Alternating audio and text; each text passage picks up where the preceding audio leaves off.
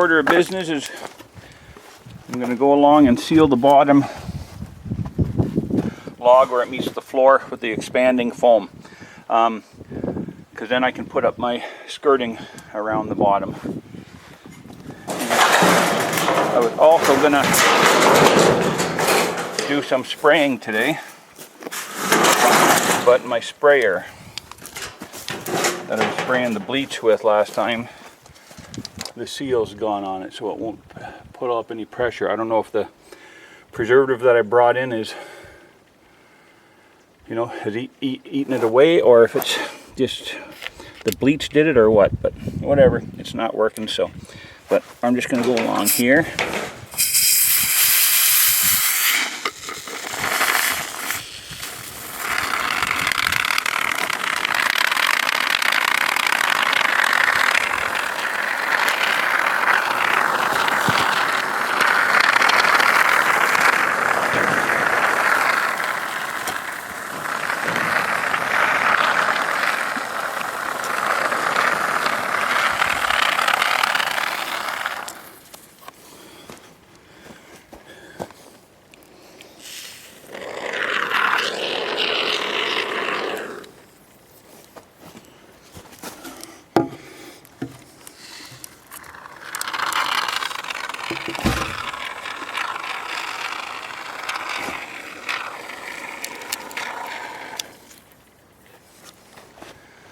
Now this stuff will expand quite a bit, so I'll end up having to trim it off after. At least this bottom log will be sealed from any rain running down the walls, or it looks like I didn't get all the sawdust out of there. I swept it out as best I could.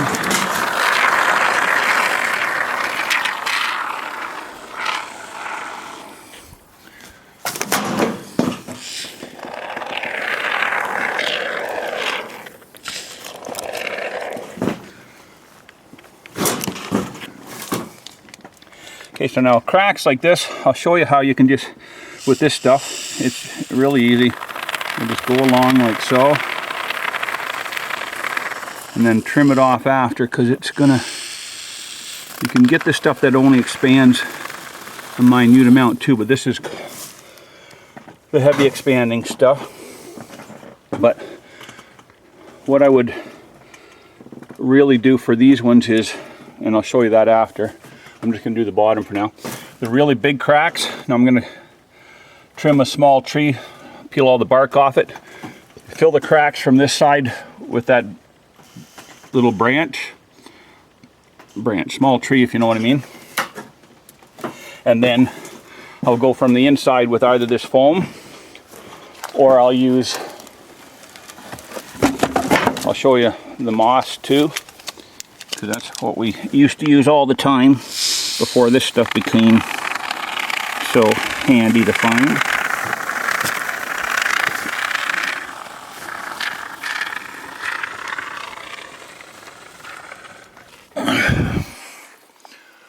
Okay, through here.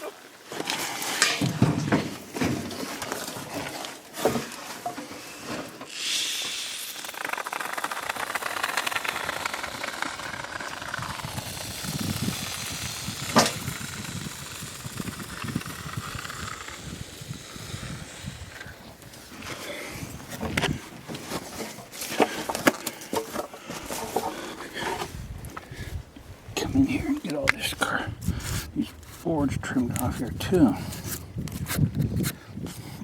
See, that's why you did I forget to sweep here?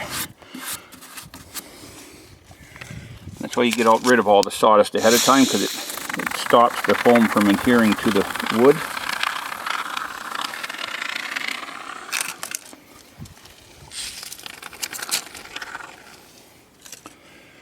Okay, so see how fast and easy that is. Then I can just go along and put my skirting on here after. Now this here is the porch. I'm not going to foam under there because I just want the wind to be able to blow through to get rid of the sawdust and whatnot else. So we'll go on the inside wall.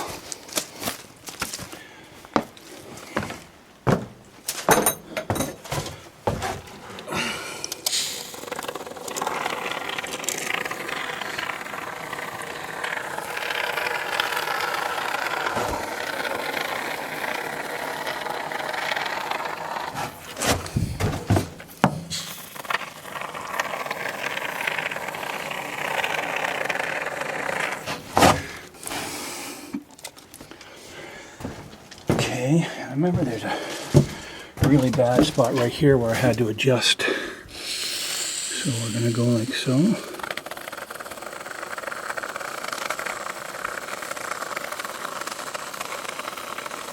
And you will see how much this stuff expands. If it's, I can't remember which one this is, if it's the really expanding stuff or the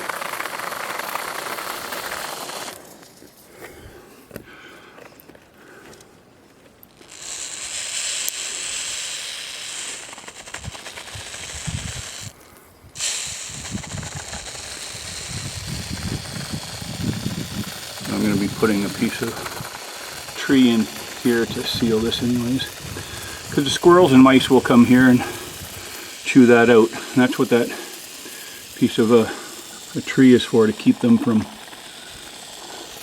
coming in here and digging that stuff out of there.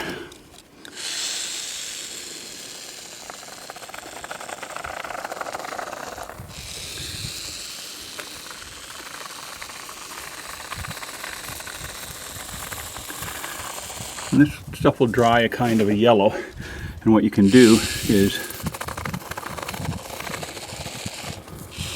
paint it after to match your logs. You can get a tan colored paint. Like I said, there's going to be a board right in here for a log. Hey there guys, so I don't know if you remember me telling you while I was saving this sawdust here and letting it get nice and dry, and that I'd show you later on what it was for. Well, here I got one of my Martin boxes. It's got a 1/4 inch screen on it. So what I'm doing is throwing a bunch of this in here.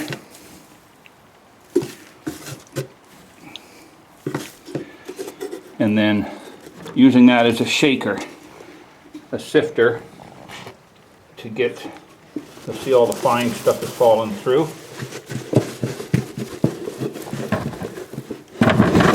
It's hard to do with one hand. You see what I mean? All the fine sawdust is falling through, and that's what I need to do some chinking. But the other thing that I'm going to use it for is all the coarse material. See, when I had to trim the door down here, this is a hollow door, and when I had to trim it down, I had to trim it so far that the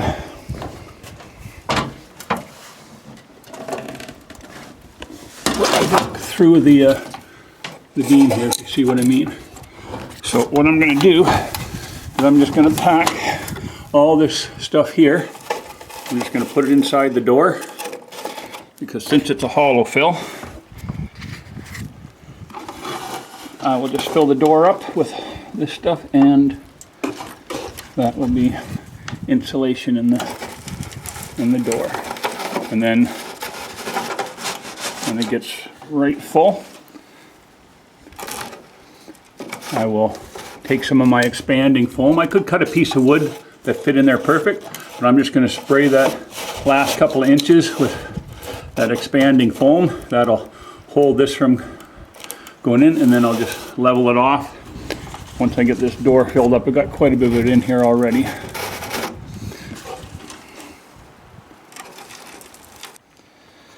Okay guys, so I'm going to show you here what I have this filtered sawdust for.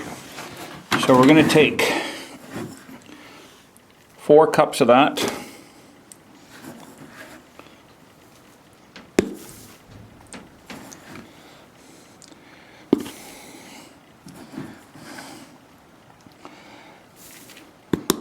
So that's 4.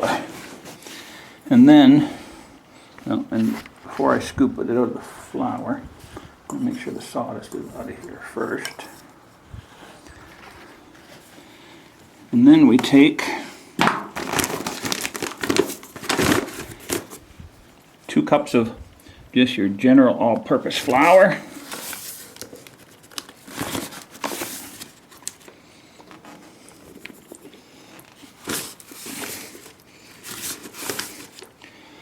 Okay. And 2 cups of water. Alrighty. So remember, sawdust 2, flour 1, water 1. I used 4, 2, and 2, but that's the ratio is. And then you might have to add more water as you go, a little bit, if it's too thick. And no, I'm not baking some kind of wacky bread, okay?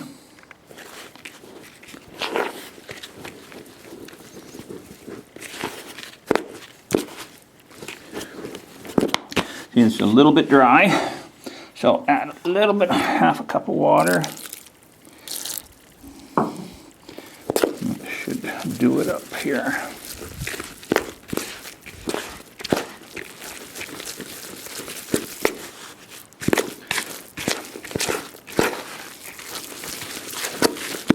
Just make sure it's mixed up good,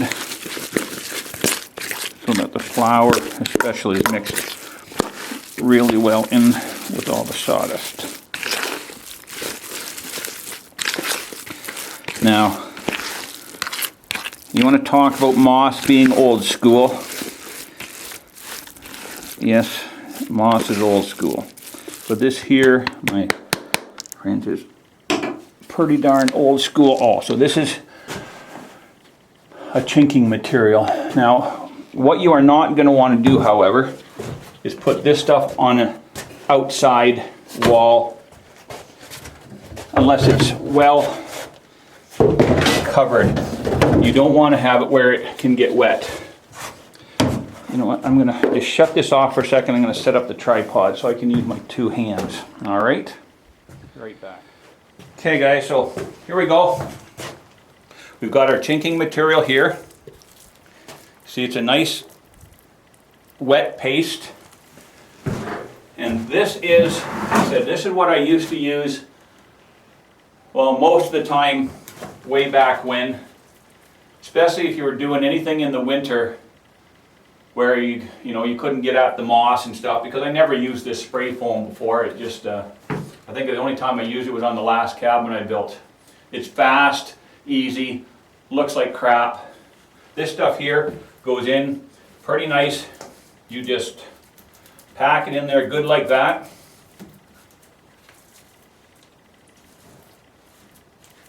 And this, when that stuff dries, that flour turns that sawdust into a rock hard filler. The only thing, like I said, is you cannot let it be in a place where it's going to get wet, because it will mold. If it's in a place that's going to get wet, what you do is you take just your regular shellac, which is a wood covering, and use it instead of the water, and it will turn into a pure, waterproof, tight sealing log chink. And you don't even have to have worry about a big space. It'll fill a fairly good space, but those, when you're talking, better than 3/4 of an inch, then your best bet is again to go on the outside, get a tree like this, however long the space is. You can use a whole bunch of little pieces. Peel the bark off them, nail it tight into the space, and then pack this stuff in there, and that log will stop it from falling out the other side. And like I said, see here, it's going to be, there's hardly any space here, you can't even see air in there, and it will still seam up every little spot in there. Just working away, slowly but surely chinking inside. Right now I'm going to show you here what I do with the the big wide spaces. I really only have one that's bad here that I haven't already filled up with moss, that is. Okay, so you see here we've got this big gap here. So what we do, now we take this little spruce pole that I peeled here and we just hammer it, nail it right through into the bottom board, then right over to the end, and then I think let me just trim this knot off here first so it goes in there a little tighter. And that gives your chinking some backing so that when you push it through from the other side, it's not just going to all fall out here. And you can use either moss. Now I'm not going to use any moss just because I don't want to. The moss is something that, when you're out in the wilderness and you don't have, anything else, it works great. The only problem is it does dry out, and mice can easily chew a hole through or dig their way through there. And if you leave a big enough space that's not covered by like a stick like this, see, like here, mice would go in behind there, easily get the moss out and come into your cabin. And if you left a spot like that, like if it was like that, right there, then a squirrel would even get through that. And I really don't need those little weaselly things in my cabin, so I'm just going to go get my axe and trim this off here so that this will be a nicer fit. Alrighty, and I'll show you once it's back up there. Okay, so I got her nailed in. You see how it filled up this space nice and tight. Now I can put either that sawdust flour paste in here or the spray foam, whatever I want, or if you wanted the moss. And it's not going to come packing out, and you can put it in and pack it really tight this way. Okay, but that's about all I'm going to do with the moss, because I'm not putting any moss in this cabin, like I said. Hey there guys, we're just inside. It's 10 o'clock. Been doing some caulking. I did some chinking with the caulking gun. It works pretty good. You get the small cracks, of course, that's why I left them. But it's I used 3 tubes of caulking, so you're looking at 20 bucks, 25 bucks, and did, well, let me put it this way, it'll be the most expensive of all the methods, and you can't use it on big gaps. This is just on the, I used it on the tiny ones, and just made it fit in there good. But it's really good for doing around these windowsills where you can't really get any of the sawdust paste in there. And we've got, oh, and I just wanted to mention too, this is my Coleman lantern here. It's the gas one, it's not propane. If you're ever out in the bush in the summertime, in your camp or in a tent or anything, now they throw a lot of heat, but these things are excellent if you take the glass part off, the globe. Okay, that's that part up there, right behind my hand. You take the handle off, the lid off, slide the globe off of it, then put the lid back on, and leave it running all night, setting on your table there. I'm not going to do it tonight because I don't have to, it's 47 degrees outside, I don't have to worry about mosquitoes too much. But if you put that thing on this table here, and in the morning this table would be covered in mosquitoes, and you know, an inch deep. My old trapping cabin, I used to use that all the time, and it was not chinked all together the best in the world, but you know, for a mosquito, it doesn't take much of a crack to let them in. So they would, you know, granted though, the light shining through the cracks really attracts them too. But I'm telling you, like, there was literally, my table in the cabin was covered, and around the lantern it was an inch deep in dead mosquitoes.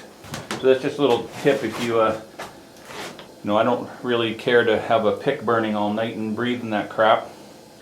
And I don't want like sleeping with bug spray all over me, so I just used to use that, keep that thing going, and it would kill every mosquito. They just fly into the flame and their wings burn off.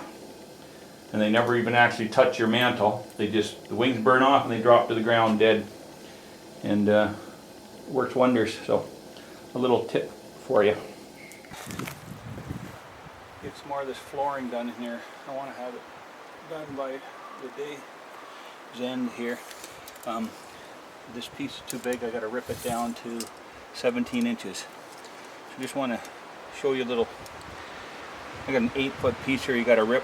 You know, if you don't have an 8-foot board, all you do, you take your hand here, put it like that at the mark that you want the wood to be at, and put your pencil at the other end. I don't know if you can see this right now, but you will in a sec.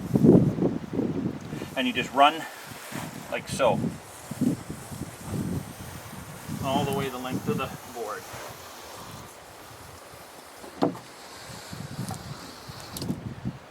Okay, so now you've got a mark all the way along. It's right at 17 inches. And you just snipper up with the chainsaw.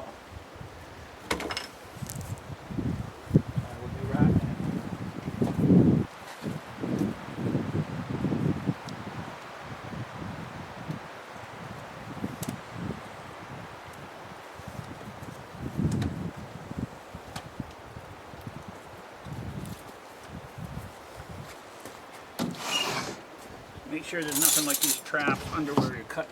So, generally wrecks your saw in a hurry.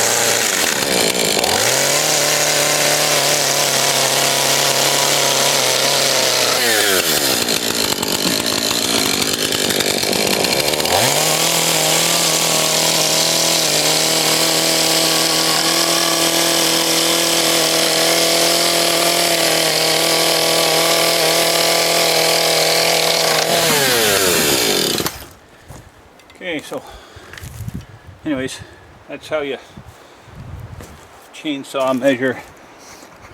Remember everybody, this ain't detail work. Alrighty, so I'm gonna get that installed and then keep at her. You guys, another thing you want to make sure you do is keep so I always keep tons of kindling on hand. I know it's not really needed right now, but when it gets to be, you know, 20, 30, 40 below, and you come in to your cabin having fallen through the ice or whatever and your fingers are numb, you do not want to be trying to split kindling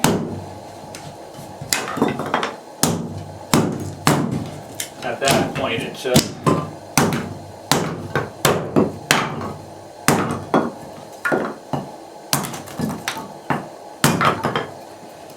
not something you want to do So you just keep it as full as you can, and the same as firewood. Like I saw the trapping show there with Andrew. I saw a couple of the shows, and granted, I feel for him. He's got to do what they tell you. But I think the one episode I saw, he was all in a panic because it was winter time. They didn't have any firewood cut. He had to go get some dry wood. And that's done up for TV, because nobody in their right mind in the winter time lets himself even come close to running out of firewood. But it's the same as kindling. You just keep it, and these are all the end pieces of the roof boards that I'm splitting up here. They make a really good kindling.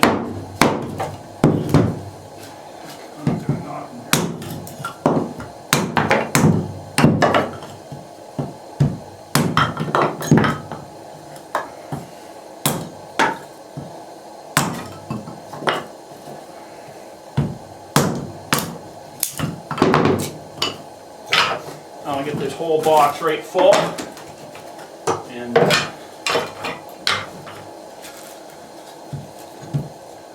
that'll be cover. Another thing too, I had some moose hunters come in on my trap line one time. Moose hunters from Toronto, and they stopped at the cabin in the morning. So I was making some coffee for them, and I started a fire. Just by throwing in some kindling into the stove and throwing some gas mixed with oil, which is what I use to start fires. And they were like, "Oh, gee, some bushman, you use gas to start a fire." Well, I don't need to take a whole bunch of time to make a fire when I can have one in a hurry just by doing that. So, I'll leave that building the teepee and the stove and all that. I'll leave that up to the Boy Scouts. I just want fire and I want it quick. So, anyways, it's 46 degrees outside right now. I don't think it's going to get much cooler than that. And so I doubt I'll need a fire in the morning, but who knows, maybe I'll just want to sit in some nice toasty warmth. And so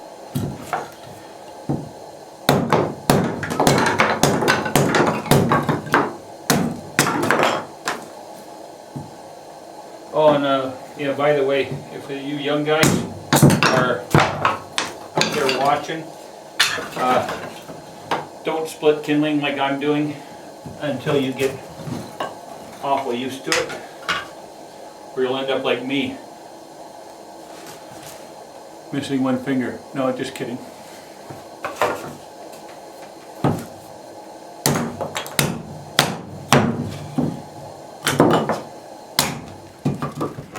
Hey guys, just wanted to one more real quick tip for all the young guys. If you have a Coleman's lantern or a stove, and it's the liquid fuel type, not propane, make sure you fill it like I just filled this one up. But just make sure you do it way before you need to do it. And the reason is this, and trust me, pretty much everybody who uses these things has done it, where you forget to fill them up ahead of time, and you need the light. All of a sudden you fill it up, you turn it on, and all of a sudden the entire lantern's on fire, because unless you use a funnel, these things are impossible to fill without spilling some, and it gets all over the tank on the outside. And it's just I'm just mentioning this to maybe save one of the young guys from having a a rather entertaining few moments. Because trust me, if you play around with those things long enough, everybody has done it.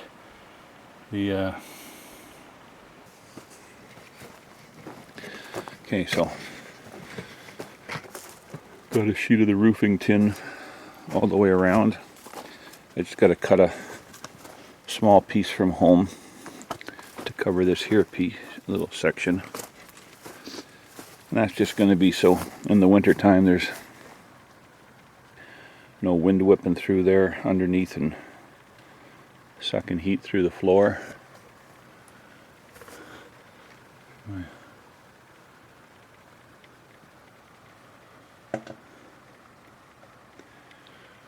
Smoke rolling out of there.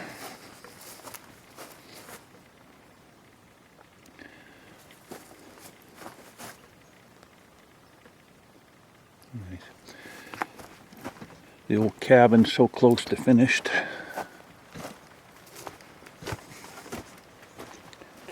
See, right in this corner here was where I was going to have my bed, right out to about there. The stove was going to be right here, center of the cabin. But you know what? This is such a small cabin, 14.5 by 11.5. I thought, what the heck? Why not put the stove right in this corner here? Just put some tin on those two walls so as heat reflectors.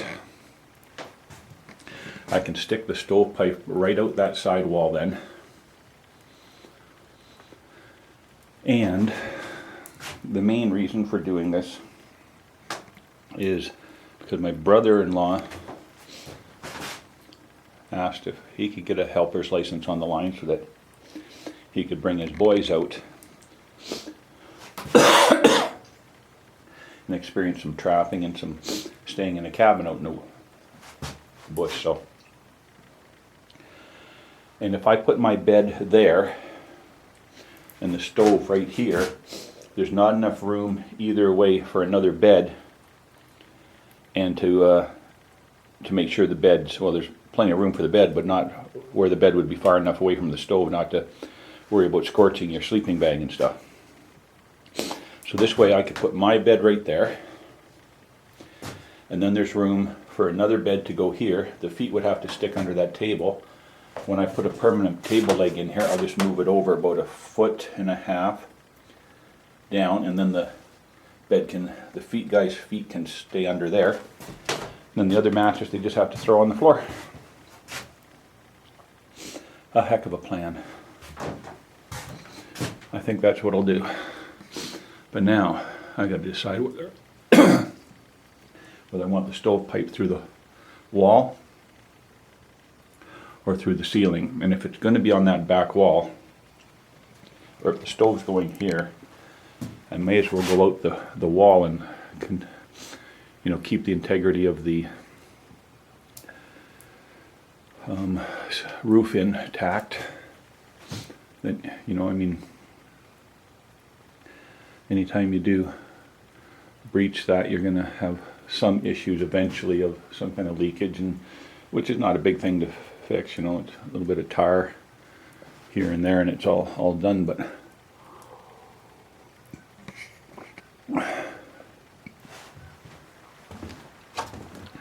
bunch of more geese heading down to the farmland. I can hear them way up there honking away.